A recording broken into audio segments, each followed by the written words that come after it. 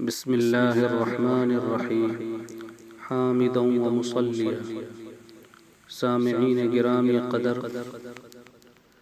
زیادہ بولنے کی عادت اچھی نہیں ہے، کیونکہ جو شخص زیادہ بولتا ہے وہ فضول گوئی سے محفوظ نہیں رہ پاتا ہے،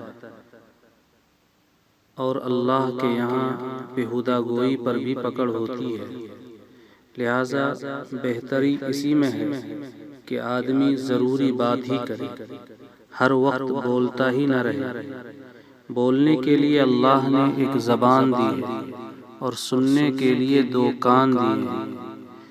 آدمی کو بولنا کم چاہیے اور سننا زیادہ چاہیے۔ پھر اللہ نے زبان کو بھی 32 دانتوں کے کٹہرے میں بند کر دیا ہے تاکہ وہ ہر وقت چلتی نہ رہے بلکہ حسب ضرورت ہی بولے۔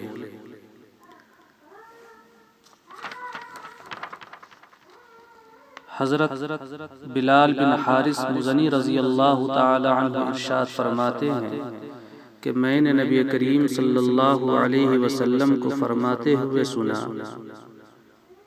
کہ بے شک تم میں سے ایک شخص بولتا ہے اللہ کی خوشنودی کی بات، اسے گمان بھی نہیں ہوتا کہ وہ بات پہنچے گی جہاں تک وہ پہنچی ہے، تو اللہ تعالیٰ اس کے لیے اس بات کی وجہ سے اپنی خوشنودی لکھ دیتے ہیں اس دن تک جس میں وہ اللہ سے ملے گا۔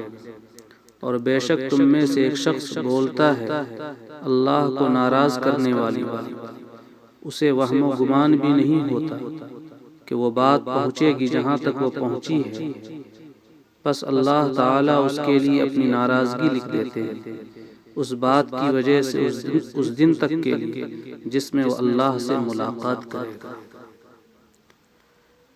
ترمذی شریف ابواب الزہد باب ما جاء فی قلۃ الکلام۔ اس حدیث شریف سے دو باتیں معلوم ہوئی۔